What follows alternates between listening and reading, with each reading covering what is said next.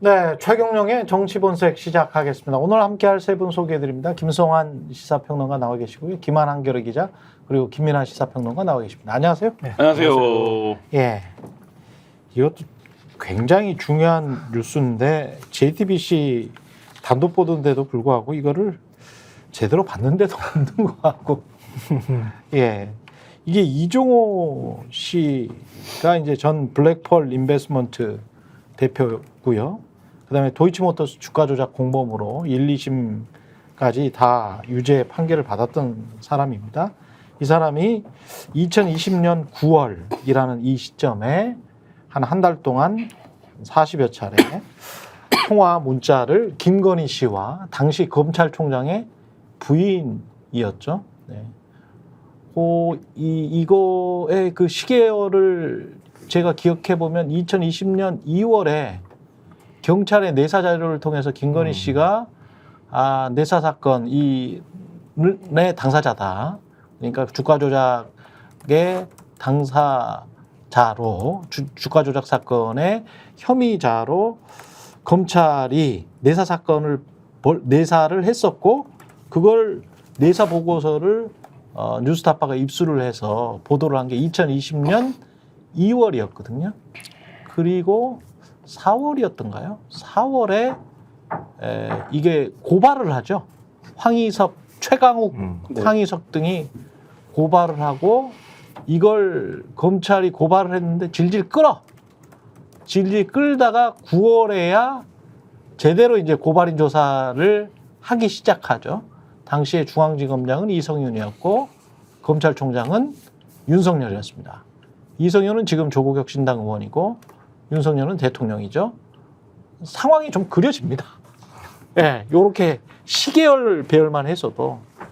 예. 그러니까 40번이라고 지금 뭐 보도가 되고 있지만 지금 내용을 보면 9월 23일부터 일주일간 36번이라는 거거든요. 40번 그러니까 일주일 동안 36번 통화나 문자를 주고받았다. 그럼 그 기간 중에 굉장히 기묘하게 논의할 거리가 사실 있었다라고 볼 수밖에 없는 거고. 뭘 했냐?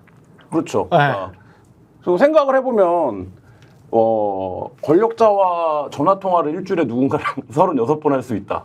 이거 어떤 관계입니까? 그러니까 이게 사실 보통 관계가 아니라는 이 자체 횟수만으로도 그렇죠. 그게 드러나는 거 말씀하신 것처럼 이때 이제 검찰 고발이 시작되고 수사가 막 시작될 무렵에 그리고 지금 보도된 내용들에 따르면 뭐 블록딜 하는 게 불법이냐 이런 것들 물어봤다는 거 아닙니까? 그러니까 그러면 구체적으로 자기가 했던 행위에 대해서 그거에 대한 어떤 책임의 분배, 뭐 배분, 뭐 이런 것들이 이루어졌던 거 아니냐 이런 추정이 뭐 시기와 통화 횟수와 뭐 이런 것들로 충분히 가능한 상황이죠. 김건희는 왜 물어봤을까요? 그걸. 실리는 게 있으니까 물어봤겠죠. 아무것도 실리는 거 없으면 네. 물어봤겠어요. 네. 그 윤석열 대통령이 얘기한 것처럼 주가 조작해서 오히려 40만 원 손해봤다고 하면 주가 조작 한 것도 몰랐다면서요. 그냥 그렇죠. 통장 맡겼다는 거 네. 아니에요? 근데 그랬다면 뭐하러 이렇게 연락을 했겠어요. 마침 또 검찰이 수사 들어간다고 할 때 그때 왜 이렇게 다급하게 전화를 했느냐. 결국은 찔렸다는 얘기가 될 수밖에 없는 거고요. 이번에 항소심 판결 났을 때 그때도 그 손모 씨에 대해서 주가 조작 방조 혐의 재판부가 인정했잖아요. 미필적 인식만 있어도 주가 조작 방조 혐의 인정된다고 판단을 했단 말이에요.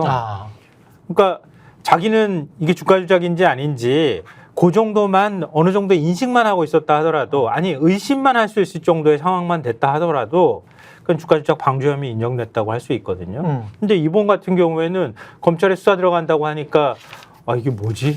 겁이 나가지고 그랬는지 어쨌는지 자기가 주가 조작 주가 조작 다네? 뭐 직간접적으로 관여가 됐다는 사실 때문에 아마 이렇게 연락을 했다고 하면 이건 뭐 어떻게 봐도 주가 조작 방조 혐의에서는 벗어나기 어렵다. 오히려 주가 조작범에 가깝다. 이렇게 보는 게 맞겠죠. 그러니까 이 기사를 보면 JTBC 기사를 보면은 어제도 말씀드렸습니다마는 그러니까 전화를 한 이유가 있을 거 아닙니까? 지금 쭉 말씀해 주신 대로 전화를 해서 그 당시에 했던 일들에 대해서 어떻게 이 정의해야 할 것인지 어떻게 규정해야 할 것인지 그리고 어떻게 대응해 나갈 것인지 이런 것들을 얘기한 것으로 추정이 돼요. 이 기사를 보면 김건희 여사가 뭘 물어봤다는 거냐에 대해서 지금 이종호 씨가 뭐라고 지금 진술을 한 것이냐에 대해서는 토러스 증권 계좌와 블록딜을 반복적으로 언급을 했고 블록딜에 대해서 불법이냐고 물었다라는 취지로 진술했다. 이렇게 돼 있지 않습니까? 이 JTBC 보도에 의하면. 그렇죠. 네. 그런데 법원 이 토로스 증권 계좌는 법원이 주가 조작에 사용됐다고 인정한 김건희 여사의 계좌예요.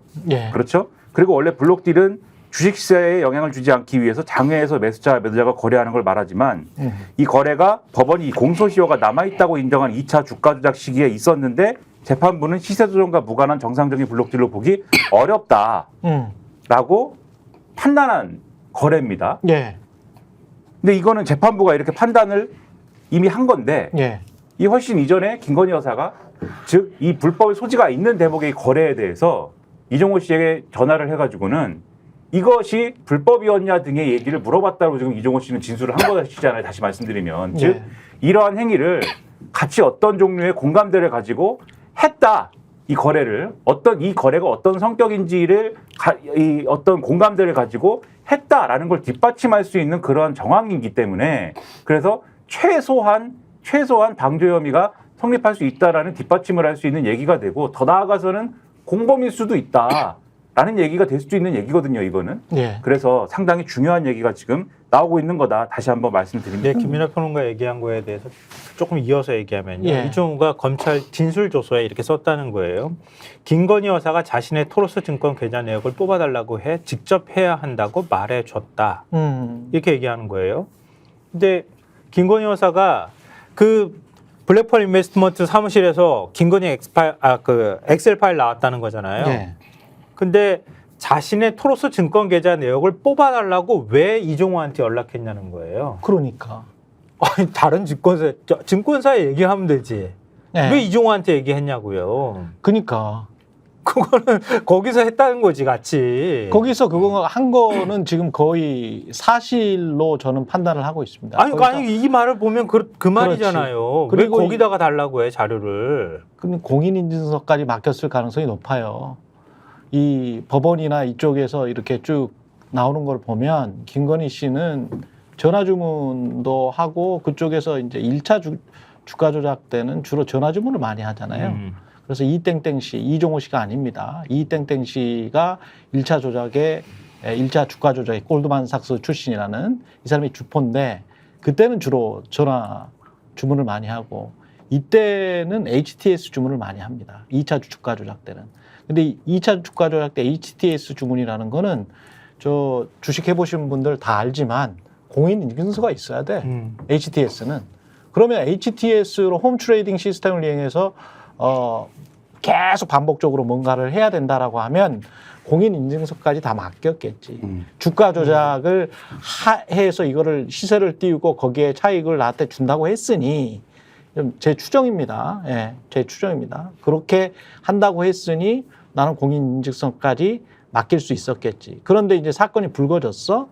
사건이 불거지니까 제일 먼저 누가 물어봤겠어요? 남편이 물어보지 않겠어요? 예? 검찰총장이 남편이 뭐냐? 어? 물어봤겠지. 근데 남편한테 우리가 운전을 배우려고 해도 서로 간에 싸움이 나는데 이게 제대로 대화가 됐겠습니까? 예? 그래서 저는 당시에 윤석열 검찰총장이 혹시 부하들까지 동원한 거 아닌가? 근데 그 부하들까지 동원한 거 아닌가? 요 시기랑 맞춰서 한번 잘 생각을 해보십시오. 그 시기 관련해서 기사를 제가 찾아보다가 어떤 일이 벌어지냐면요. 그러니까 2020년 9월 16일 날 중앙지검에서 이 사건을 원래 형사 1부가 들고 있었습니다. 그렇지. 김건희 씨 사건을. 근데 그때는 김건희 씨의 단일 사건은 아니었어요. 그러니까 장모와 연관된, 그러니까 예를 들면 검찰총장의 가족과 관련된 사건을 뭉뚱그려서 형사 1부가 갖고 있다가 9월 16일에 최은순 씨 사건은 의정부로 보내고 김건희만 떼어서 형사 6부가 가져가라. 이렇게 배당이 다시 이루어집니다. 그렇지. 예. 그래서 그때도 이게 무슨 의미냐라고 설왕설래들이 많이 있었어요. 왜냐하면 보통 이 정도 사회적 지위가 있는 사람들의 사건은 형사 1부에서 합니다. 근데 이거를 형사 6부로 보냈단 말이에요. 중앙지검장이. 검찰총장. 그때 중앙지검장 이석윤이야. 네. 그래서 그때 이게 무슨 의미냐? 왜 이걸 형사 6부가 가져간 거야? 이런 얘기들을 많이 했었습니다. 근데 그렇지. 그 시기가 언제냐? 그게 알려진 게 9월 16일이에요. 그러면 9월 23일에 이들은 통화를 시작을 그렇죠. 그래서 이렇게 생각해 볼 수 있죠. 그러니까 그 전까지 형사 1부에서 사건이 그 어머니 사건과 묶여 있을 때는 네. 뭔가 이 사건이 뭔가 뭐 어떤 과정이던 과정에서의 보고 체계가 있었는데 혹은 수사가 제대로 되지 않았거나 근데 이게 물론 이때도 형사 6부로 갔다고 수사가 막 활기를 띠진 않았죠 당연히. 근데 이게 형사 6부로 이관된 과정 자체에 대해서 그리고 그 이후의 상황들 벌어질 수 있으니까 그리고 자기 사건이 최은수 씨 사건과 묶이지 않고 이제 단독 사건이 되어버린 이 상황 이거에 대해서 김건희 씨가 상당한 경계심을 가졌을 수 있다 시기적으로 보면 그런 추정도 가능하다 이런 생각도 듭니다. 근데 이거 아까 네. 그 말씀도 잠깐 드리려고 했는데요. 그러니까 다시 거슬러 올라가면은 그러니까 4월 달에 그 말씀하셨잖아요. 예. 2020년 초부터 예. 이게 논란이 됐고 주가 조작 혐의 포착을 했는데도 불구하고 내사 중단을 시켜버렸다는 거 아니에요? 그렇죠. 그거부터 폭로가 되기 시작했던 거거든요. 뉴스타파에서 폭로가 근데 됐습니다. 그때는 사실 주가 조작이 뭐 어느 지금처럼 이렇게 혐의가 짙은지 아닌지를 판단하기 굉장히 어려운 상황이었단 그랬죠. 말이에요. 그럴 때 제일 많이 나왔던 게 검사 윤석열이 힘을 뭔가 압력을 가했던 거 아니에요? 그 부분입니다. 말이에요. 그 부분입니다. 그 부분. 그때 제일 그 얘기가 많이 나왔고 지금 이제 의정부로 보냈다고 하는 거 장모 최은순의 사무장 병원이었단 말이에요. 그렇죠. 유한급여 22억 원을 사무장 내세워서 요양병원 만들고 난 다음에 그 돈 사실 착복한 거라는 얘기가 있었단 말이에요. 그건 나중에 결국 유죄 판결이 나왔어요. 그렇지. 근데 장모는 사실 쏙 빠져나갔어. 왜냐하면 그 기억하실지 모르겠지만 이사들 사이에서 장모는 책임이 없어요라고 써줬다는 이유로 빠져나갔단 말이에요. 그것도 검사 윤석열 때문에 제대로 기소하고 제대로 사법 처리 못했다고 하는 여론이 당시에 있었다고요. 그렇지. 그걸 찢어가지고 의정부로 다시 보내가지고 수사를 시킨 거야. 그거. 네. 그래가지고 장모를 기소했죠. 다시 한참 후에. 한참 후에 이제 했지만 제가 그때 재판에 한 2번 갔던 기억이 납니다. 그래서 그건 그쪽으로 보내고 장모는 다시 수사하게 해서 했고 왜냐하면 그 혐의를 벗어야 되는 상황이었기 때문에 네. 이거는 경찰에서 내사 중단했던 건데 다시 수사를 시작해야 되는 상황이니까 그렇지. 검찰총장이었다 하더라도 뜨끔했겠지. 집권 여당이나 법무부 장관이 막 밀어붙이는 상황이었으니까. 예. 그러니까 이거 심상치 않다. 다시 들여다봐야 되겠다. 부인한테 다시 확인했을 가능성이 있는 거죠. 그 사정으로. 근데 그때 프레임과 지금이 다른 게 저는 이렇게 보이는 거죠. 그때는 검찰총장 탄압 프레임이었거든. 검찰총장 탄압 프레임이 있어. 근데 지금 보니까 검찰총장이 눌렀나? 사건을? 그렇게도 보여요. 또는 검사 윤석열이 눌렀나? 지금 말씀하신 것처럼 경찰 내사가 중단된 것도 석연치 않아. 그렇죠. 내사 보고서에는 전형적인 주가 조작 사건이라고 맞아요. 했거든. 음. 전형적인 주가 조작 사건이라고 했는데 내사 중단시킨단 말이야. 누가 중단시켰는지 모르겠어요. 그리고 형사 일부로 갔어. 근데 지금 시청자 여러분 생각해 보십시오. 이런 관련된 사건들이 고위공무원과 관련 있잖아요. 그 우리가 많이 들은 부서가 있어. 다 반부패야. 구범정. 그렇죠. 다 범정이야. 다 반부패로 가. 근데 왜 지난 정권 사람들은 다 반부패로 가는데 형사 일부로 갔다가 지금 말씀하신 것처럼 9월 16일 날에 4개월 만에 4개월 5개월 만에 형사 6부로 가요. 네. 결국은 11월 말인가 돼가지고 반부패 2부로인가 가죠. 다시 넘어가죠. 다시 넘어간단 말이야. 그러니까 이거를 막고 있는 상황이지 않았나. 요렇게 볼 수도 있어요. 반부패는 소위 말하는 특수부지 네, 않습니까? 그렇죠. 특수부 라인이 이제 특수부 라인이라는 게 또 있고 형사부 라인이라는 건 사실 뭐 그렇게 뭐 없잖아요. 우리가 냉정하게 얘기해서 특수부 라인이 있는 것이지. 그때 당시에 1부하고 6부는 달라요. 또 의미가 달라. 1부장하고 6부장은 또 다르거든. 아실 거예요. 김한 기자는 아실 텐데 1부장과 6부장은 친윤과 반윤 사이에서 극명하게 나뉩니다. 근데 제가 예. 말씀드리는 건 검사들의 분류법에 대해서 말씀드리는 거예요. 예. 그러니까 어떤 검사가 친윤, 반윤 이렇게 줄을 설 수도 있지만 소위 말하는 특수부라고 하는 라인이 또 있는 거잖아요. 그래서 부리기 좋은 이제 뭐 부린다고 하면 좀 뭐하지만 특수부 라인으로 이제 통하는 검사들이 있는 것이고, 그렇죠. 그 다음에 공적 라인에서 어느 부서에 배당하면 거기는 내 사람이니까 거기다 배당하면 돼 이런 게 있는 것이고, 그렇지. 그래서 특수부를 활용해서 예를 들면은 2번 정권 같은 경우에는 특수부 라인을 활용해서 전 정권 수사를 한다든가, 그렇죠? 전 정권의 윤석열 검찰 체제에서는 특수부를 활용해서 소위 말하는 살아있는 권력 수사를 한다든가 뭐 이런 식의 어떤 걸 한다면 별로 수사를 하고 싶지 않은 부분이나 또는 좀 입맛대로 하고 싶은 부분의 경우에는 또 다른 방식의 자기 말 듣는 사람이 있는 어느 다른 부서에 간다거나 이런 식으로 많이 배당을 통해서 조정을 한 거 아닙니까? 그런 식의 의심을 살 수 있는 부분들이 그 당시에도 있었는데 당시에 또 중간에 서울중앙지검장하고는 또 얘기가 달라지면서 그 중간에 여러 가지 배당을 통한 여러 가지 갈등이나 이런 것들이 있었던 거 아니에요. 그러면 이런 과정들을 사실 쭉 아마 지금 쭉 말씀해 주신 대로 쭉 시결적으로 쭉 정리를 해보면 이 사건이 어떻게 처리가 되다가 다시 엎어지다가 그걸 그렇지. 다시 어떻게 살려냈는가 네. 이런 것들을 다 재구성하는 게 가능해요. 그리고 그때 그랬으면 지금은 어떻겠습니까 사실. 지금은 어떻겠느냐. 이거를 지금 보여주는 대통령이잖아. 게, 그렇죠. 그때는 그리고 검찰총장이니까 검찰 내의 어떤 상황 그렇죠. 그런 걸 통해서만 사실 이런 게 이루어진 거 아니냐라고 생각할 수 있겠지만 지금은 어쨌든 대통령이라고 하면은 전체적인 어떤 구도 속에서 이루어지는 게 있을 거 아닙니까? 통치 구도 속에서. 그렇지. 가령 이종호 씨와의 통화 내역이 나왔다는 거는 그 통화를 이렇게 했다는 게 나왔다는 거는 어떤 의미를 갖느냐에 대해서 이게 도이치모터스 주가 조작 사건에만 영향을 미치는 게 아니에요, 사실. 이분은 또 어디에 등장합니까? 최상병 사건에 등장하잖아요. 그렇지. 그래서 가령 오늘 한겨레 신문 사설 제목은 자고 나면 추가되는 김건희 의혹 그냥 넘어갈 수는 없다예요. 아, 당연하죠. 김건희 예. 여사와 관련된 여러 의혹을 쭉 나열을 하면서 이 방금 우리가 쭉 얘기한 이 전화통화 얘기를 하면서 최상병 순직 사건에서 임성근 전 사장 구명로벨했다는 의혹의 당사자 아니냐 이 지적을 하고 한국일보 마찬가지입니다. 한국일보 사설 제목이 김 여사 의혹에 예사롭지 않은 민심 이 지적을 똑같이 하고 가장 재밌는 사설 동아일보예요. 동아일보 사설이 제목이 도이치 수사 개시 때 40번 연락 10여 년 전 연락 끊었다더니입니다. 10여 년 전에 연락을 끊었다더니 여기서 다 지적을 해요. 이게 결국은 이 이종호 씨가 VIP는 김건희 여사를 뜻한 것이라면서도 허풍이었을 뿐 김 여사 연락처도 모른다고 했는데 2020년에 김 여사와 전화와 문자를 주고받았다면 연락처도 모른다는 이종호 씨의 명은 거짓말 아니냐 결국.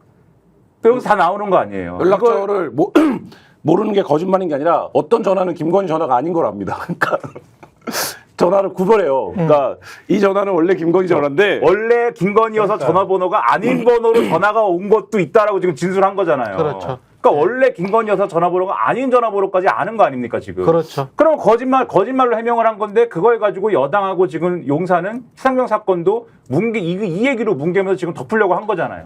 이게 다 뭐냐는 거예요 지금. 그러니까 다시 정리하면 이렇게 되는 거예요. 그러니까 40번 전화 통화했는데 그 전화 통화한 당사자는 도이치모터스 직원이었다.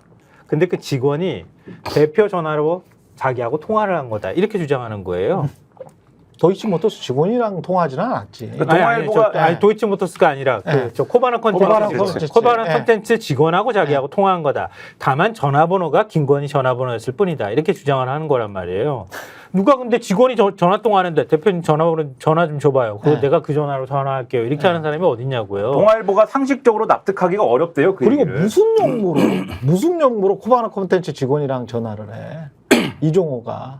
그리고 이게 지금 한 70% 정도는 김건희 측에서 전화가 간 거고 30% 정도가 이쪽에서 전화가 간 거잖아요. 이종호 쪽에서.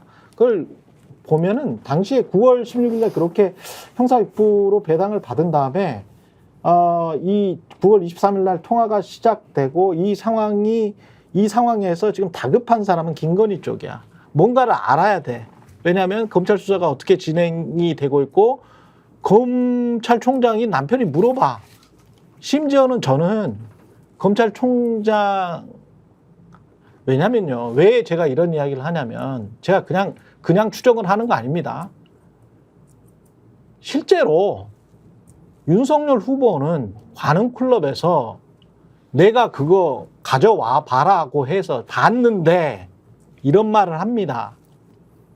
가져와 봐라고 해서 봤는데 2021년 6월 29일에 이 사람이 대선 후보 나가겠다 정치하겠다라고 선언을 하죠. 그 전까지 검찰총장이었어요. 그 2021년 6월 29일 이후에 봤습니까 그걸? 아니잖아. 그 전에 보고 총장이었을 때 봤을 거 아니에요. 자, 총장이었을 때 봤는데 자기 와이프 사건이야. 자기 와이프 사건을 검찰총장이 뭐 한 거 봐봐. 이거 자체가 문제라고 저는 보이거든요. 근데 그때 당시에는 다 관훈클럽 토론이나 결백을 주장을 하면서 그런 식으로 이야기를 하는 거예요. 야, 이거를 가지고 와서 보라고 했다면, 에? 그러면 부하들한테 지시는 안 했겠나? 알아보라고? 에? 알아보라고 지시했으면 부하들은 뭘 알아봐? 내사가 중단이 됐는데. 어떻게 알아봐? 그때는 김건희한테 물어볼 수밖에 없지. 그러니까 김건희한테 물어보니까 점잖게 질의서를 통해서 김건희한테 물어보면 김건희가 압니까? 주가 조작의 주포의 당사자가 아닌데?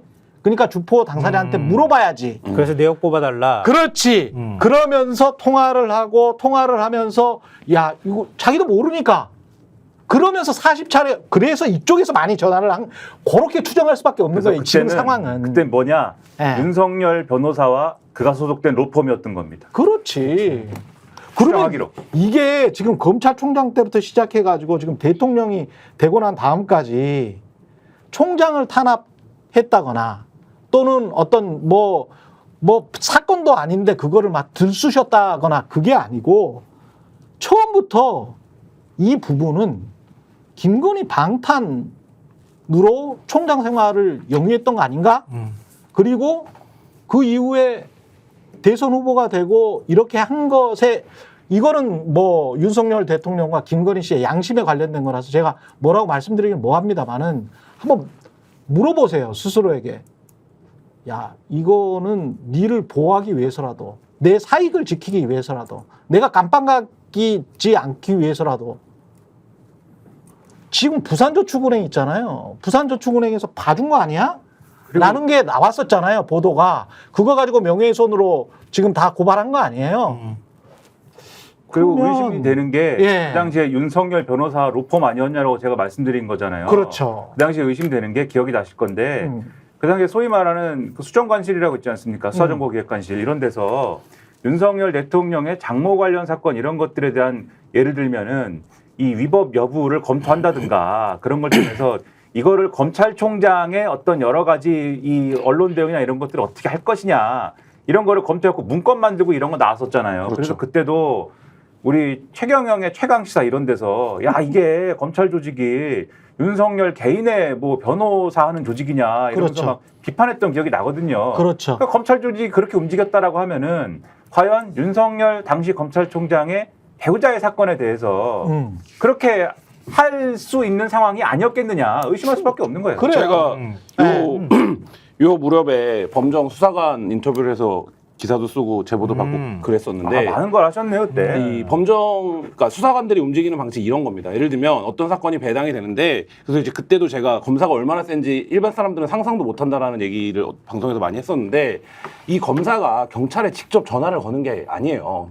수사관이 전화를 겁니다. 아, 그 어떤 사건 갖고 계시죠? 그거 저희도 관심이 있습니다라고 얘기를 하고, 그게 예를 들어서 예를 드는 겁니다. 그게 우리 검사 가족 사건입니다. 근데 저희가 그거를 검토를 했는데 그게 블록들만 아니면 그거를 보기는 어렵지 않나요? 라는 정도 얘기를 하는 겁니다. 그렇지.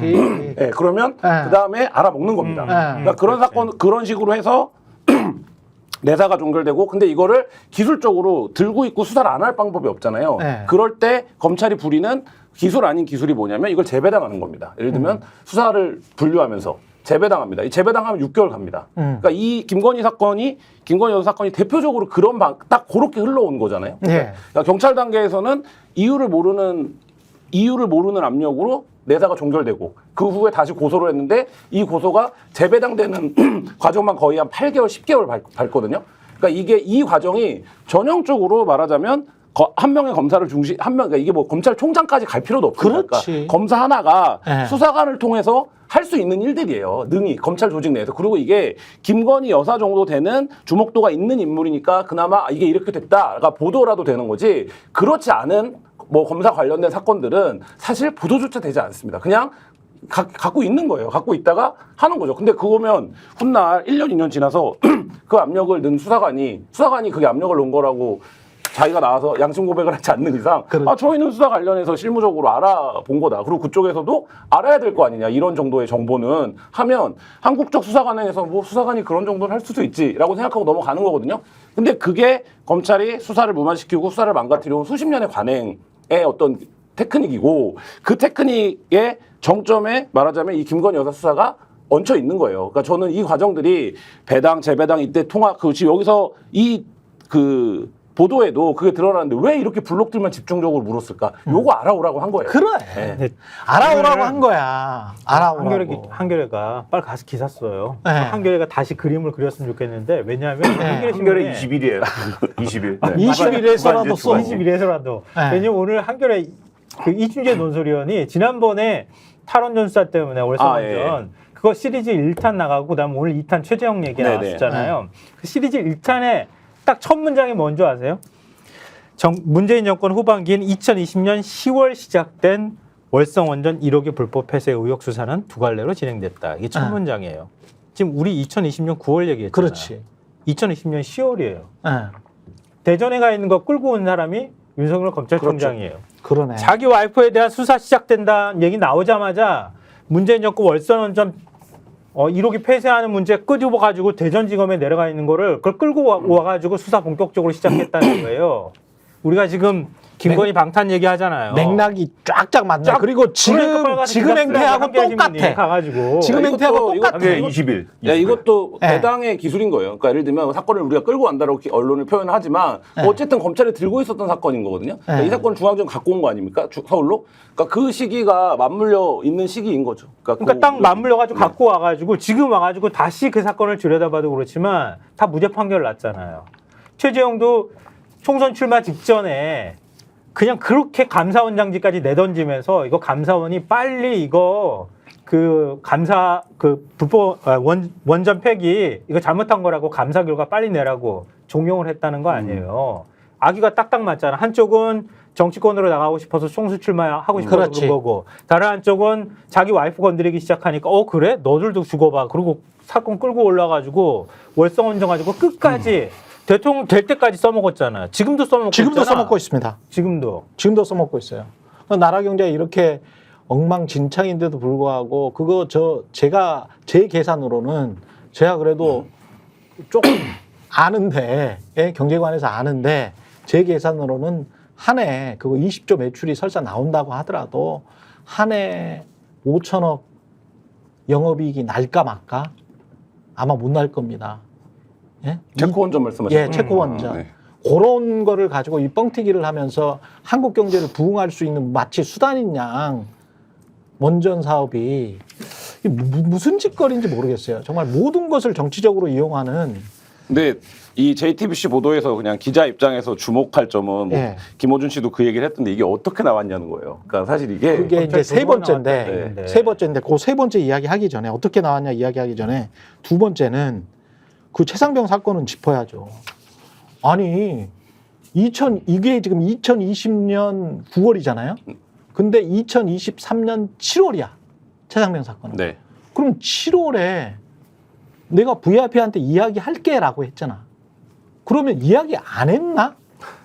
이 사람들이 지금 몰랐나? 이게 지금 말씀하신 것처럼 우리가 지금 공유하고 있는 것처럼 이종호라는 사람 거짓말했네. 거짓말쟁이네. 그럼 여러 가지 전화번호를 알고 있었고 그러면 그때 그렇게 상당히 돈독하게 친해질 계기가 있었다면 2020년에 그렇다면 무슨 청탁을 못했겠어? 그리고 그때 20년에 일방적으로 전화를 상당히 많이 하는 사람은 김건희 쪽인데 그러면 내가 범죄자 혐의를 받고 있지만 그렇지만 김건희가 오히려 나보다 아래구나. 내가 위에서 봐줘야 되는 상황이구나. 이렇게 느꼈을 거 아니에요. 이게 뭐 일종의 관계 역전이 발생을 하는 거라고 봐야 되는데 그렇지. 2020년에 검찰총장 부인과 일주일에 36차례 전화 통화를 주고받을 수 있을 정도로 긴밀한 관계였습니다. 이유는 뭡니까? 김건희 씨의 돈 자금을 갖고 주가 조작을 한 거 아닙니까? 그 주가 조작에 이용한 거 아닙니까? 어쨌든. 그런데 이렇게 되면 어떻게 됩니까? 내가 지금 관리하고 있는 돈이 누구 돈인 줄 알아? 이게 그렇지. 검찰총장 부인 돈이야. 라가 됩니다. 이게 엄청난 거죠. 그러니까 엄청난 거죠. 주식시장에서는. 자, 그랬을 때는 김건희 씨가 부리는 사람이죠. 그러니까 이 사람도 김건희 씨를 어떻게 못하죠. 근데 이 사건이 알려지게 됩니다. 알려지게 되고 재판에 들어가게 됩니다. 재판에 들어가면 관계가 어떻게 되는 겁니까? 지금 김건희 씨 운명은 뭐에 달려있는 겁니까? 이종호 씨 입에 달려있는 거거든요. 그러니까 그 관계로 후에 전환이 된 거예요. 후에 전환이 된 거고 앞에 있는 사실을 우리가 전제한다라고 하면 이종호 씨가 재판에서 뭐라고 말하느냐가 결국엔 김건희 씨의 운명을 결정할 수밖에 없는 구조 속에서 지금 몇 년이 온 거예요. 거기서 방어가 어느 정도 된 거죠. 이종호 씨가 크게 얘기를 안 했으니까. 근데 이종호 씨가 앞서 말했던 것처럼 내가 검찰총장 부인의 돈을 관리하다가 지금 그 부인은 그렇죠. 대통령의 부인이 됐으면 당연히 이종호 씨 입장에서는 여기에 여러 사람들이 이제 몰려들게 되겠죠. 그 과정에서 말씀하신 것처럼 뭐 별의별 얘기 다 하는 거 아닙니까? 경찰 인사 얘기도 하고 그렇죠. 뭐 포스터 만들어주겠다는 얘기도 하고 뭐 하는 거 아닙니까? 내가 VIP한테 직접 전화해서 그거 사표 말렸다 이런 얘기까지 나오는 거 아닙니까? 그러니까 그렇다라고 하면 이종호 씨라는 이름이 처음 등장했을 때 뭐 이종호 뭔데 이렇게 센데? 라고 했는데 결국엔 이 전화통화가 했다라는 내용의 핵심은 이종호 씨와 김건희 씨가 서로 이제 말하자면 뭐 운명 공동체를 넘어서 서로가 한 명이 돌아서면 한 명이 존재할 수 없는 그런 관계 속에서 지금 수년간 진행이 되어 왔다. 이걸 보여주는 거죠. 그리고 여기에서 또 하나 우리가 추정할 수 있는 거는 검찰 정신 차려, 당신들. 자, 이종호는 법원에서 사실상 위증한 거예요. 위증한 거야. 권오수 통해서 뭐 연락했을 뿐 내가 직접 연락하거나 서로 통화한 적 없다고 했거든. 그러면 이 위증죄로 고발해야 돼. 이 사람. 그렇잖아요. 이거는 도이치모터스 사건 때 이종호가 증언을 한 거잖아. 예? 두 번째, 이게 누가 봐도 검찰 기록이잖아요. 통화 내용. 그럼 검찰 이 정신 나간 자들은 2020년 9월에 이 통화 내역이 있는데 이걸 감춰왔다는 이야기잖아. 얼마나 나쁜 인간들입니까?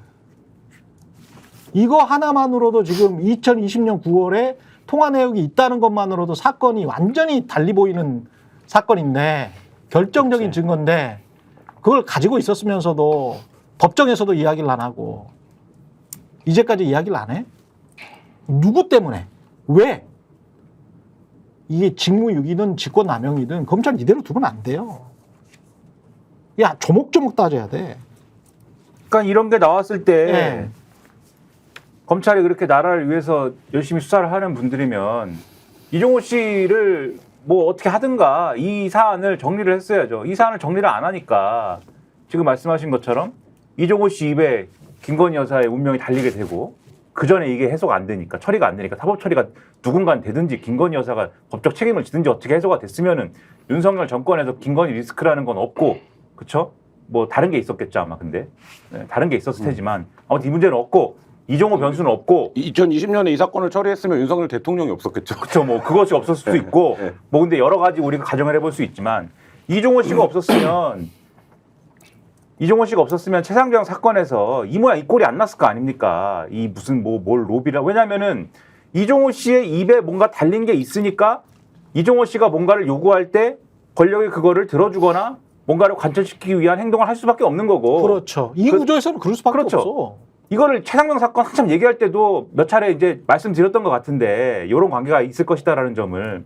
그러니까 김건희 여사가 여기 움직이는 거잖아요. 지금 움직였다고 우리가 추정을 하는 거잖아요. 네. 그러니까 검찰이 이런 통화 기록이나 이런 것들을 지금 말씀하신 대로 감추고 은폐하고 제대로 수사를 하지 않았기 때문에 이종호 씨를 중심으로 한 국정농단이라든가 이런 사건으로 막 커지게 되는 징검다리가 될 수도 있게 생긴 거예요, 지금. 우리는 그렇게 되고 있다라고 생각을 하는 거예요. 이거 나중에 어떻게 책임집니까? 이게 뭐예요, 지금? 아, 근데 말씀 듣다 보니까 좀 섬뜩한 느낌이 섬뜩하다니까 드는데요. 이 사건 자체가. 최상용 사건의 그 멋쟁이 해병 네. 지금 영등포 경찰서 마약 수사에도 거기에 가지가 뻗어 있고 예.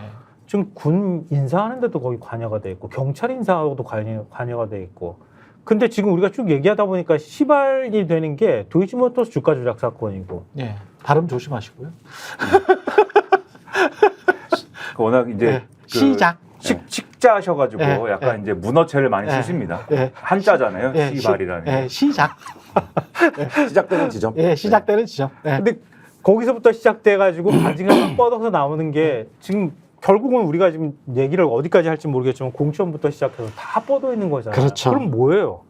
지금 대한민국은 김건희라는 사람이 움직이는 나라야라고 하는 게 과히 틀리지 않는다는 생각이 갑자기 드는 거예요. 얘기를 하다 그렇지. 보니까. 근데 언젠가 한번 본 적이 있는 그림 아닙니까? 근데 이 나라 근데 최 씨의 나라냐, 뭐 예. 누구의 나라냐. 이 그림의 결론도 네. 알 것 같지 아니, 않습니까? 그것도 있네요. 어제 대통령하고 여당 대표 만찬하는데 네. 그것도 김건희 사과 얘기를 꺼내려고 그랬다가 결국 못 꺼내고 모두 발언까지 기회도 안 줬다는 거 아니에요? 아니 근데 이거는 사과를 하거나 무슨 제2부속실을 만들거나 뭐 이런 걸로는 이제 안 돼. 이거는 무슨 사과나 제2부속실 만들고 어떻게 나중에는 뭐 어떻게 조신하게 잘하겠다 이게 아니고 전반적으로 이제까지 한 이 일에 그게- 관해서 그게 뭐든 간에 말이에요. 예. 뭐든 간에 예. 뭐든 간에 한동훈 대표가 뭘 준비했는지 모르겠습니다. 윤석열 대통령한테 뭘 얘기하려고 했는지는 모르겠는데 별거 아니었겠죠. 김건희 여사 문제를 어떻게 하실 겁니까를 단둘이 뭘 얘기하려고 했는지 모르겠으나 예. 그 별거 아닌 걸 얘기하려는 것조차 한마디도 하지마 분위기였다는 거지 않습니까? 어제 그러니까. 건배사조차도 못하게 아 건배사도 못했대요. 네. 술을 안 아무것도 줬다는 못했어요. 거예요. 아 술 안 먹으니까. 아, 오민자차 먹었잖아요. 오민자차. 근데 이게 네. 한동훈 대표가 술을 안 먹으면 한동훈한테만 술을 안 주면 될 거 아닙니까? 지난번에는 맥주랑 콜라를 들고 러브샷도 했는데 그렇죠. 네. 그러니까 한동훈한테만 술을 안 주고 나머지는 술 준 다음에 네. 자 뭐 누가 건배사 해봐요. 건배사 하면 될 거 아닙니까? 그렇죠. 다 술을 안 줘서 건배사도 없었고 보통 건배사하고 이러면 모두 발언도 하고 이럴 텐데 모두 발언도 없고 그냥 윤석열 대통령 혼자 늘 그렇듯 90분 내내 얘기한 다음에 그다음에 잘했다 이러고 끝났다는 거 아니에요. 김건희 여사 얘기할까 봐 한마디도 못하게 하는 정권이라는 거는 뭐냐. 그런 태도인데 과연 이 사건을 어떻게 했겠느냐. 그런 태도로 쭉 살아왔는데 이런 생각인 거예요. 우리는 지금. 윤석열의 세계관에서 술이 안 나오면 만찬이 맞습니까? 그 그냥 정도의 밥만- 각오였다. 아 그래서 그 참석자가 그랬다는 거 아니에요? 정말 밥만 먹고 왔다. 아 정말. 식사죠, 정말 식사. 밥만 먹고 왔다. 예. 김건희 김자도 안 나오고 그러니까 민생의 민자도 안 나왔다는 거 아니에요? 윤석열 대통령이 3인 이상이 모였는데 나는 술을 안 먹어야겠다라는 각오를 한 그러한 모임이었다. 이거 엄청난 각오를 한 모임이었다는 거죠. 너의 말은 맹수령이네. 한마디도 듣지 않겠다. 그러니까요. 아니 근데 최소한 그렇게 만찬 자리고 여당 지도부가 오고 그다음에 수석급들까지 다 온 자리였잖아요. 그러면은 최소한 여당 대표한테는 한 말씀만 하시죠. 발언 기회를 줘야 될 거 아니에요. 모두 발언뿐만 아니라 아예 발언 순서 자체가 없었다는데?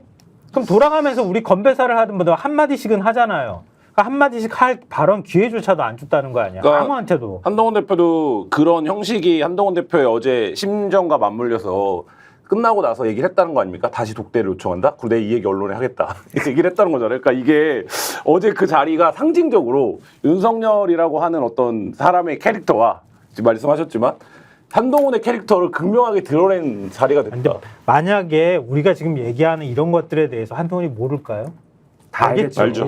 다 알겠죠. 사실은 알지. 왜 그 당시에 모르겠어요. 그 당시 로펌의 거의 이제 수석 변호사 중에 하나였을 텐데요. 그렇지. 대표 변호사지. 그렇죠. 그러니까 그걸 알고 지금 빨리 끊지 않으면 안 됩니다라는 말이라도 하고 싶었던 거 아니에요. 사실 굳이 얘기하자면 사과든 뭐든 설명이라도 조금이라도 해서 빨리 이거 불을 꺼줘야지 됩니다. 이거 지금 이대로는 못 덮고 넘어가는 분위기입니다. 민심도 그렇지 않습니다.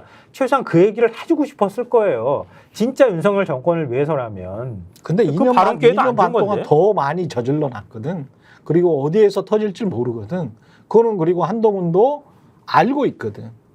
알고 있죠. 공천 개입과 관련해서 당시에 한동훈이 비대위원장이었는데 모르겠어요. 다 알죠. 예? 근데 이제 제가 아까 뭐 한동훈 측의 주장은 예.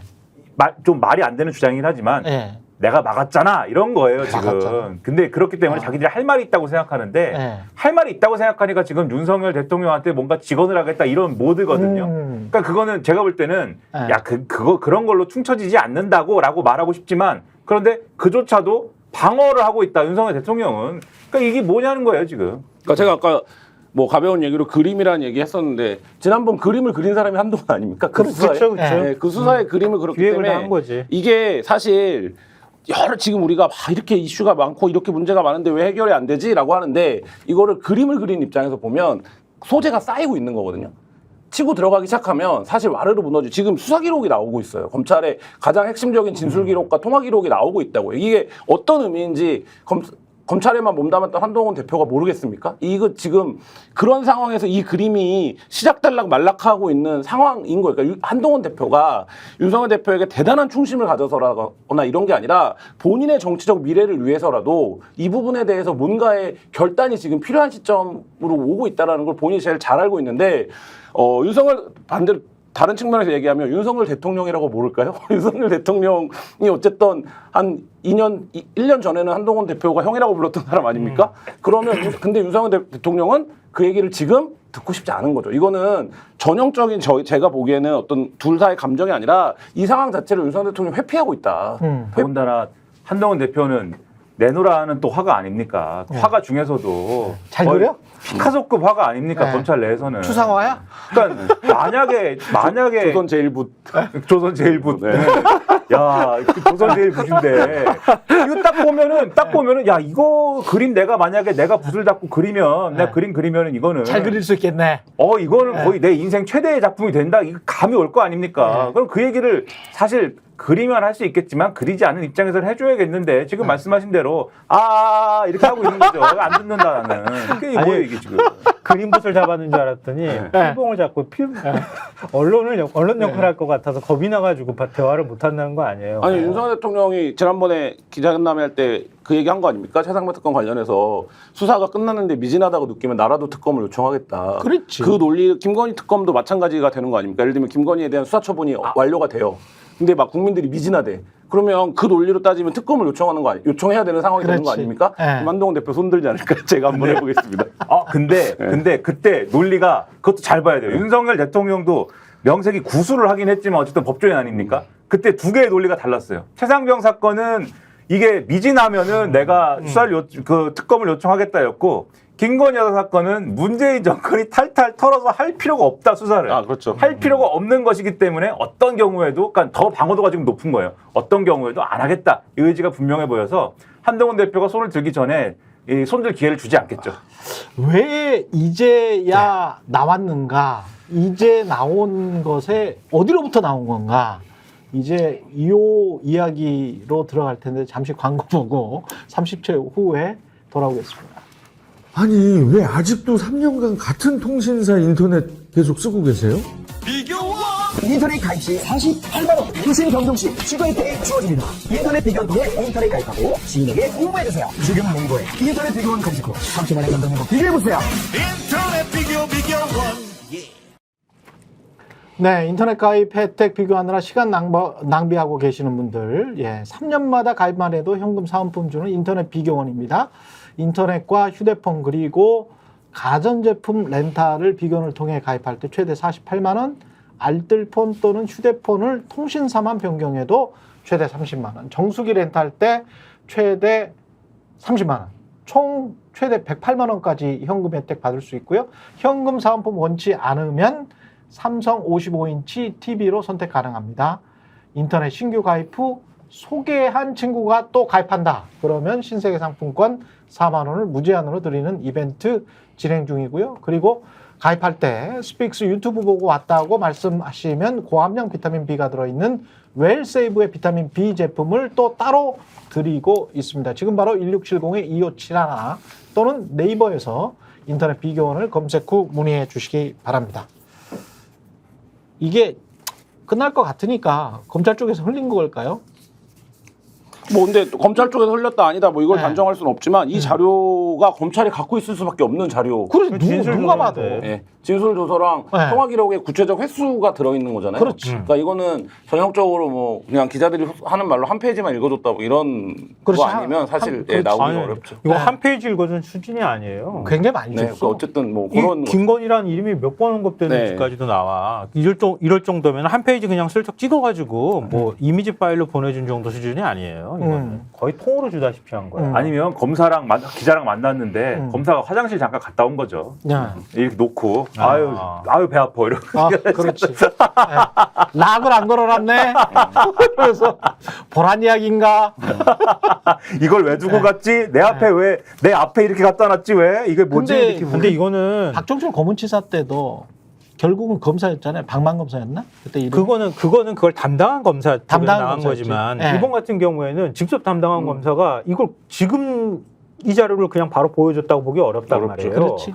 이전에 그걸 받았거나 최소한 아는 검사로부터 그걸 미리 그 자료를 자기가 갖고 있던가 갖고 있다가 이번에 내줬다고 해도 과언이 아닌 거죠. 근데 지금 검사가 내주지는 않았을 거예요. 그렇죠. 아마. 지금 그럴 수가 수사검사가 내주는 게 아니라 보통 이제 검찰 쪽에서 나오는 자료도 검찰 뭐 아시겠지만 검찰이 기자랑 만나는 스킨십을 하는 검사의 급이 굉장히 높습니다. 그렇죠. 굉장히 높아요. 그러니까 그렇죠. 차장 검사 이상이고 지금은 더 예전보다 더 제한적입니다. 네. 그렇기 때문에 사실 그 정도 레벨에 있는 검사가 수사를 보고받든지 수사를 공유받는 선에 있었던 검사, 그게 과거든 지금이든 어쨌든 네. 이 수사와 관련해서가 다른 생각을 먹었다고 봐야겠죠.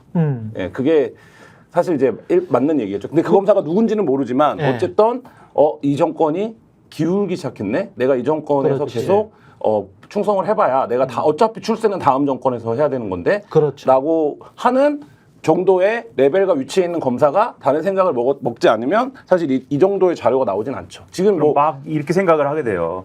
지검 차장, 지검장, 그 외에 있는 전직 검찰총장 뭐 이런 라인이다 그러면. 뭐 누군지는 모르겠지만 JTBC가 탁월한 취재 역량을 발휘해서 자료를 확보한 것이지만 그렇죠. 사실 이 자료가 나올 수 있는 소스의 논리로 보면 그런 거겠죠. 검찰밖에 없습니다. 검찰, 그렇죠. 네, 당연히 검찰밖에 검찰, 없어요. 당연히 검찰일 거고 지금이라기보다는 제가 느끼기에는 그런 생각을 하는데요. 그러니까 이게 굉장히 중요한 스모킹건이 될 수 있다고 하는 거를 알았을 거예요. 받았을 때. 그럼요. 근데 이게 절대 바깥으로 안 나가고 안 나가는 걸 계속 유심히 지켜보는 누군가가 있었을 거예요. 예. 그러니까 이미 들고 있었던 거지. 들고 있다가 이번 기회에 넘겨줬다고 봐야 되는 거지. 그러니까 직접 관여돼 있는 사람이든 아니든 간에 이 언젠간 써먹을 수 있을 거야 라면서 가지고 있었다는 얘기가 되는 거예요. 충분히. 그리고 그 수사 기록을 봤던 검사들은 1, 2는 분명히 아니거든요. 다수예요. 예, 다수기 때문에 굉장히 많은 사람들이 확보를 했었을 가능성이 높습니다. 그리고 그 중에 일부는 이번에 이 윤석열 대통령의 일련의 인사에 대한 불만도 있지 않겠습니까? 충분히 있을 그럴 수 수 있죠. 있죠. 그래서 예. 그러한 불만이 김건희 여사에 대한 어떤 정권의 태도 때문에 예.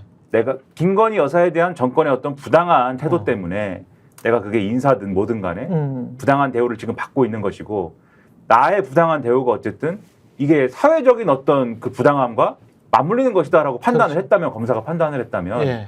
그러면 제가 볼 때는 이거 언론에 넘겼을 수 있다. 예. 그런 맥락이라면 근데 이런 측면이 있습니다. 그러니까 이 레임덕이라는 게 뭐 여러 가지로 규정할 수 있지만 예를 들면 이미 뭐 그림 얘기를 많이 하는데 이미 그려놓은 그림을 받아갖고 이 그림을 살려봐, 이 그림을 죽여봐 이러면 어렵죠. 왜냐하면 이미 그려진 그림이 있는데. 그렇죠. 근데 야 한 페이지 넘겨갖고 새로 그려 이러면 그 그림은 구 윤석열 한동훈 검사만 그릴 수 있는 건 아니라는 거예요. 그렇습니다. 예, 그러니까 그렇기 때문에 지금 이 수사라는 게 그 윤석열 대통령 계속 그 얘기하고 있는 거야. 야 이미 그림이 있잖아. 다 그렸는데 아무것도 없는 거잖아라고 얘기를 하지만 그거는 이미 수사 초기에 그리고 수사 방향을 정해놓은 이후에 계속 거기다 덧칠을 해왔기 때문에 예. 이 건의 어떤 진실이 드러나지 않는 거지. 사실 한 페이지 넘겨서 야 처음부터 다시 보자라고 하면 지금까지 언론에 보도된 내용들만 놓고 보더라도 충분히 지금 이 사건이 위법성이라든지 심각성은 드러낼 수 있는 정도 수준까지는 지금 차올랐다. 그래서 제가 모두에 그런 말씀을 드린 거예요. 이게 검찰총장에 대한 탄압이 아니고 처음부터 김건희 방탄이 아니었나라는 그 그림을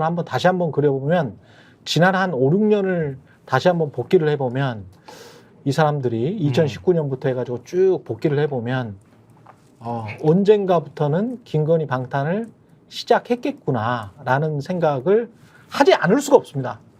지금 하는 행태를 보면 대통령이 대선하고 있는 행태를 보면 그러니까 더 이 기조를 못 바꾸는 거죠. 그렇죠.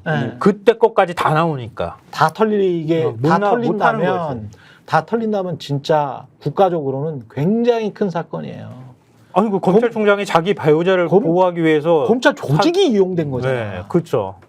그럼 거의 탄핵 사유뿐만 아니라 그렇죠. 그냥 정권이 넘어갈 만한 상황이라는 거를 알았을 수 있겠다. 예. 알고 있을 것 가능성이 굉장히 높다 이렇게 봐야죠. 이런 거를 아는지 모르는지 2024년 3월 1일 새벽 4시에 이준석과 천하람은 왜 지리산 그 골짜기 칠불사에서 홍매화를 심고 있었을까요? 네, 땅을 파서 3월 달이면 아직 땅이 좀 얼었을 때인데. 근데 뭐 이준석 등의 해명은 예, 시문에서 심었다. 그러니까 그 절의 스님하고 예. 명 씨가 이미 나무를 준비해 놓고 명 씨가 기념 식수를 좀 해주십시오. 스님이 오셨으니까 뭐 이렇게 얘기를 하여서 기념 식수 뭐 어렵나 나무 심어주자. 이준석 의원 대표 본인이 안 심고 그걸 또 천하람 의원이 심고 있는데 예. 이준석은 뒤에서 코 만지고 있고 이렇게 예, 코 만지고. 코 닦고 있고 예, 코를 파는 건 아니었다라고 봅니다. 예, 예. 예. 코를 이제 코를 이렇게 비비고 있고 네, 그렇죠. 집에 가고 싶었는지 예. 네, 그런 모양새인데 그 잘 이해는 안 돼요. 기념식수라는 건 절에서 그냥 이게 꽃나무인데 예. 아무나 아니겠죠. 국회의원 예. 될 분들이 오셨으니까. 그런데 그렇게 오면은 누구나 식수를 막 시켜주는 건지, 네. 그리고 그렇게 해서 식수를 한다는 게 무슨 의미가 있는 건지, 그리고 또 하자 그러면 또 뭐 모르겠습니다. 정치인이니까는 또 하자 그러면 하는 것일 수도 있는 건데, 네. 이걸 또 사진을 찍어갖고 지금 막 이것 봐라, 뭔가 있다라고 주장하는 명 씨의 의도는 뭔지, 네. 이게 웃긴 거죠. 저희가 볼 때는. 명 씨가 근데 이게 이제 명 씨가 자기가 스스로 공개한 거잖아요. 그렇죠. 그래서 제가 지금도 계속 검색하면서 계속 보고 네. 있는데 네. 무속이나 불교에서 이 홍매라는 거 어떻게 생각하고 있을까? 네. 근데 잘 안 찾아줘요. 혹시 아시는 분들 있으면은 그 댓글창에다가 좀 아니, 남겨주셨으면 댓글에 좋겠는데. 그런 거는 봤어. 과거에 장원급제하면 요 홍매화를 홍매화를 이렇게 꽂아주죠. 두 홍매화를 꽂아주더라고. 그러니까 그런 의미라면 저는- 국회의원 선거를 앞두고 장원급제를 아니, 하는 그 것처럼 국회의원 선거 저- 정도 네. 가지고는 명태균이 이렇게 공개하진 않았을 아, 거예요. 그래요? 저는. 그런 의미보다는 명태균이 사진을 찍어놓고 싶었던 것 같아요. 그러니까 이 자리가 있었다라는 거를 이런 코미디? 개런티 할 수 있는. 그러니까 왜냐하면 그 새벽에 만난 거를 네. 서로 말로 주고받고 헤어지면 사실 나중에 뭔가를 입증하고 하거나 자기의 증거로 활용할 때 자료가 없잖아요. 그럴 수 있겠다. 그러니까 근데 그런 자리에 새벽에 은밀하게 모여서 있는데 우리 뭐 만났는데 셀카 한 장 찍고 시작하죠. 이럴 수는 없는 거잖아요. 그러니까 이런 이벤트를 준비해 놓고 이준석이랑 천안함만 사진을 찍어둔 게 아닌가라는 생각이 듭니다. 그냥 제 그럴 수도 있네. 그 단순히 내가 만났다는 거를 그걸 사람들한테 공개하기 위해서 저 사진을 그러니까 그 자리가 그만큼 명태균 씨한테는 굉장히 중요한 이 사람이 네. 이 사람이 뭐 자칭 뭐 컨설턴트, 자칭 정책 책사인데 네. 저 같은 사람들이 그냥 편하게 얘기하기로 뭐 브로커 뭐 이렇게 통칭 뭐 그런 걸 하시는 분이잖아요. 예. 자꾸 사진을 찍어요. 사진을 남기려고 해요. 그렇긴 합니다. 그러니까 김종인 전 비대위원장하고 같이 찍은 사진도 지금 있는 것이고 그렇죠. 그걸 또 분리해지면 꺼내잖아요. 그런 사진. 예. 이준석 대표하고 찍은 사진도 있어요. 네. 둘이 찍은 사진이 있어요. 그게 어느 시점이냐면 이준석 대표가 전당대회 할 때 국민의힘 전당대회 치를 때 그때 같이 찍은 사진이 있고 그때 같이 찍은 사진을 또 전당대회 끝나고서 막 올리고 이랬단 말이에요. 그렇지. 그러니까 이 사람은 사진을 찍은 거 찍어놓고 사진을 찍은 걸 올리는 방식으로 자기의 이 관계가 있다는 걸 과시하기도 하고 자기가 분리할 때도 이걸 꺼내가지고 또 우린 이런 관계가 있어요를 또 보여주기도 하기 때문에 그렇죠. 지금 올리는 거를 그런 것을 1차적으로는 그런 걸 보여주는 의도가 실려 있는 것도 맞고 근데 이제 의문은 하필이면 왜 근데 나무를 심는 거냐 이거는 좀 의문이긴 한 거죠. 요 의미는 잘 모르겠으나 어쨌든 이런 식으로 계속 사진을 꺼내고 있는 거거든요. 근데 제가 볼 때는 근데 과연 앞으로 이분이 꺼낼 수 있는 사진들이 그러면 계속 이런 식으로 사진을 찍어왔는데 안철수하고도 찍었더만. 그러니까요. 네. 이것뿐이가 있느냐. 사진이 계속 나오면 국민의힘은 어떻게 할 거냐는 거예요. 지금까지는 이분은 허풍이다라고만 해왔는데 허풍이 센 분이기 때문에 이런 일들만 이 허풍만 믿어서는 안 됩니다라고 해왔는데 여사님이랑 찍은 사진이 나온다든지 뭐 어떻게 할 겁니까 그러면 이분은 핵폭탄을 많이 갖고 있을 수도 있다. 아니 뭐 여사님이랑 찍은 사진이 아니고 여사님이랑 통화한 내용이 나오면 내용이 나오면 뭐 훨씬 더 심각한 여사님의 문제가 되는 목소리가 거고요. 나오면 그게 상당히 좀 아니 그러니까 계속 경고의 메시지를 이 나름대로 보내고 있다고 저는 생각하는데 그러니까 정치인들은 사진 찍은 거는 경고의 정치인은 메시지죠. 아무나 다 사진 찍어요 이러면서 다 넘어갈 수 있거든요. 아니 뭐 여사님한테 다가오는 사람이 얼마나 많고 사진 찍은 사람이 많은데 명태균이라고 잠깐 와가지고 사진 찍자고 하는데 왜 거부했겠어요. 빠져나갈 구멍이 얼마든지 많이 있었을 거란 말이에요. 근데 7불사 얘기가 나온 게 뭐냐면 명태균이 가가지고 일종의 딜을 치려고 했다는 거잖아요. 그렇죠. 그런 자리에 의미로 얘기한 거란 말이에요.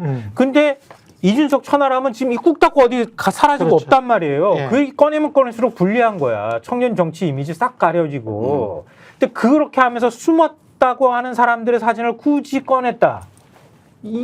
이걸 누구한테 메시지를 보내는 거냐. 바깥에다가 보내는 메시지도 있지만 이준석 천하람한테 보내는 메시지도 있겠다고 나는 생각해요. 근데 그거 나무를 만약에 이 사람이 가지고 갔다고 하면 그냥 가지고 가서 그냥 식수 하나 심으시죠. 이렇게 가져갔겠어요? 이거 현란한 이거 있는데. 의미를 부여했겠죠. 그치. 이 나무는 이렇게 해가지고 뭐가 뭐 바람을 뭘 넣고 뭐 이렇게 하면 나중에 뭐 대권도 가고 뭐 막 얼마나 바람을 잡아놨겠어요. 의미를 심었겠어. 그렇지. 그렇게 해가지고 그 밤에 그 땅을 파가지고 심게 한 당사자가 그 사진을 딱 찍어가지고 공개를 했다고 하면 이거는 그냥 나무가 아니라는 거예요. 뭔가를 했다고 하는 거고 그거를 하여튼 어떤 방식으로든 경고의 메시지로 사진을 공개했다고 보는 게 제가 볼 때는 합리적일 것 같은데요. 근데 그 많은 게 지금 있는데 그 폭로한 사람은 지금 폭로를 하고 있는 사람은 이른바 E 씨라고 네. A, B, C, D, E 씨라고 알려진 사람인데 그 사람이 이제 본인이 직접 뭐 녹음한 것 그리고 본인과 대화한 것 중에서 E 씨와 명태균이 이게 지금 돈을 받은 거죠. 그렇죠. 그러니까 국회의원의 월급을 명태균이 절반을 딱 그러니까 반띵으로 받은 거잖아요. 뉴스토마토가 공개한 녹취에 따르면 세비 네. 절반을 자기가 받기로 했다는 거예요. 그래서 그 통화 녹음을 들어보시면 명태균 씨가 굉장히 고압적입니다. 굉장히 고압적이에요. 이 씨에게. 네, 이 씨에게. 한번 그 들려주실래요? 그 녹취 내용을? 오늘 그 저기 명 대표한테 전했나? 그 전달했습니다. 오늘 사무실에 나왔어? 네, 사무실 계세요. 아이고 뭐가 삐졌는지 전화도 또 전화도 안 받고. 응. 다시 아마 받으실 거예요. 응? 다시 받으실 거예요. 지금 좀 풀렸나? 네, 많이 풀렸어요. 응. 알았어. 네, 네.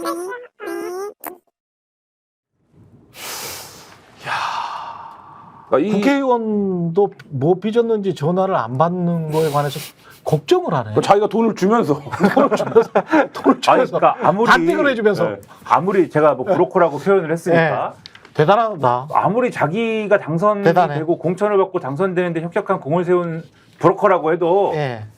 브로커라고 해서 죄송합니다. 그냥 네. 하여튼간에 지금 편하게 얘기할게요. 브로커라고 아니, 해도 브로커 아니 네. 그냥 직업이야. 네? 직업이야.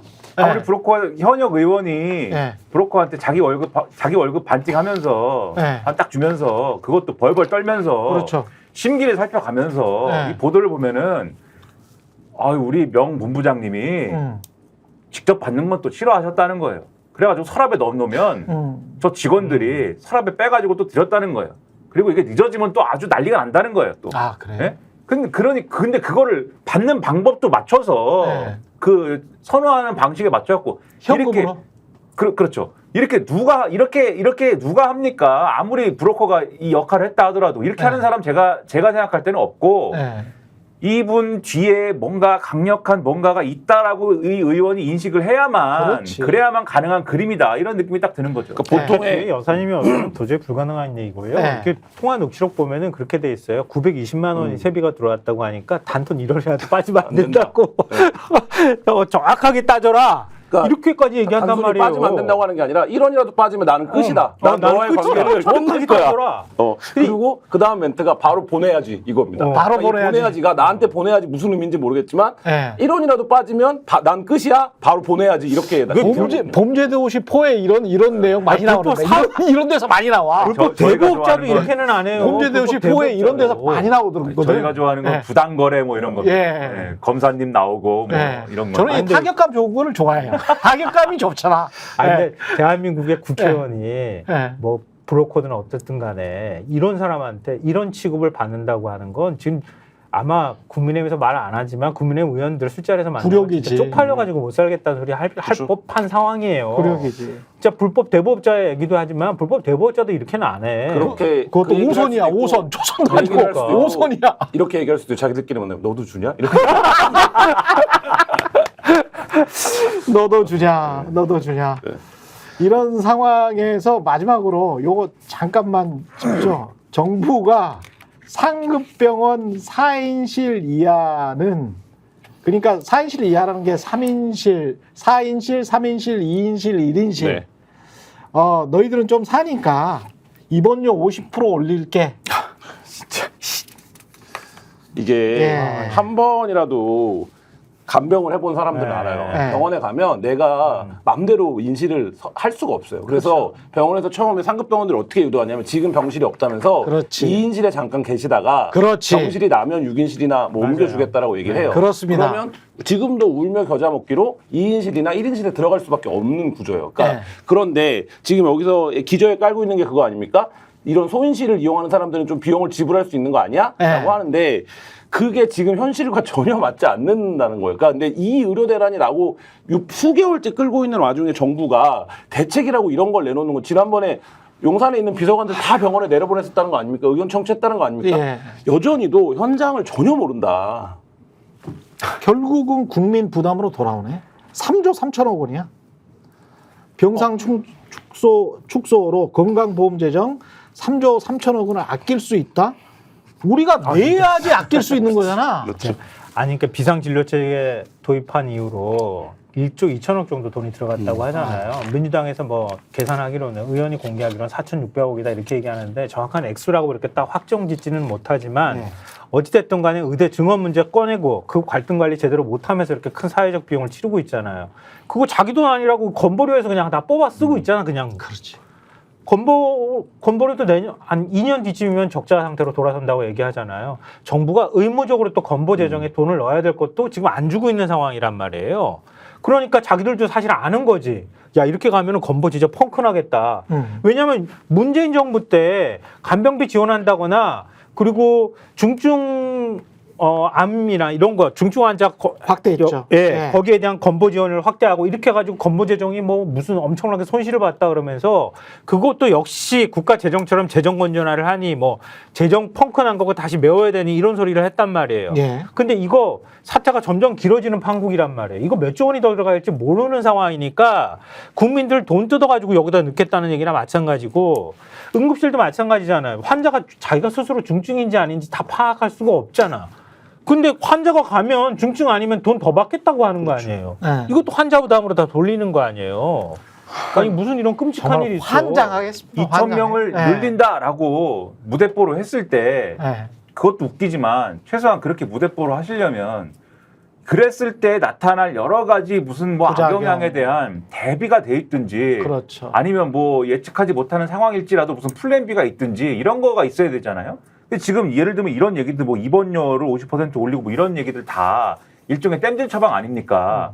오늘 나온 얘기 신문에 난 얘기 중에 또 어이없었던 게 뭐냐면 그러니까 의대생들이 지금 없잖아요. 학교를 없는 안 가지. 상황인데 수업을 안 들으면은 낙제지 않습니까? 그렇죠. 그러나 이번만큼은 특별히 시험만 치시면은 진급시켜 드리겠습니다. 이런다는 거예요, 지금. 그러면 수업을 안 들었는데 그냥 그 진급이 되는 그런 상태로 의사가 지금 될 수 있다는 겁니다. 그러네. 그럼 그 의사는 어떤 의사인가요, 그러면? 예. 그러니까 그게 뭐냐는 거예요. 그 의료의 질이라든가 이런 것들은 나중에 어떻게 되는 겁니까? 2,000명을 늘린다고 해가지고 그렇죠. 그것 때문에 의료의 질은 어떻게 되는 거예요? 그래서 그런 얘기를 쓴 어느 신문의 사설 제목이 끝없는 땜질 처방의 귀결은? 끝없는 땜질 처방의 귀결 뭡니까? 의료가 다 망가지게 생긴 거잖아요. 이게 뭡니까? 근데 이거 지금 대학생들한테 다 펴떨어지는 소리가 들리는 건데 요즘 대학생들은요 한 과목당 수업 한 4번만 빠지면 F 받을걸요? 그렇지. 근데 의대생들은 학교 한 번도 안 갔잖아 올해. 그렇지. 학교 한 번도 안 가고 시험만 딸랑 한 번 보면은 그냥 패스해 주는 걸로 치겠다고 하면 의료의 질이 떨어지는 것도 떨어지는 거지만 대학생들이 볼 때 누가 이거 이해할 수 있겠어. 그러니까요. 이해할 수가 없죠. 그러니까 결국은 내년에 한 학년생이 7,000명이 될 가능성이 높다. 그럼 거의 교육이 불가능한 상태가 될 거라고 하는 얘기가 나오니까 내년에 의대 증원 1,500명은 그냥 확정된 상태니까 그거 어떤 방식으로든 또 땜질하기 위해서 지금 이런 대책을 내놓는다는 거예요. 그래서 요새 의료 관련된 기사들 보면 댓글 중에 그런 게 되게 많아요. 근본적인 대책은 안 아픈 것뿐이다. 각자 도생뿐이다. 네. 살아남아야 한다. 네. 아프지 맙시다. 김성환 시사평론가, 김한한결의 기자 그리고 김민아 시사평론가 함께했습니다. 저는 내일 다시 찾아오겠습니다. 고맙습니다. 감사합니다. 저희가 얘기할 때 오셔가지고 라이브로 관전하시기 바랍니다. 반드시 주변 사람들 데리고 오시기 바랍니다. 구독, 좋아요, 알림 설정 해주시기 바랍니다. 좀 살려주십시오, 저 좀.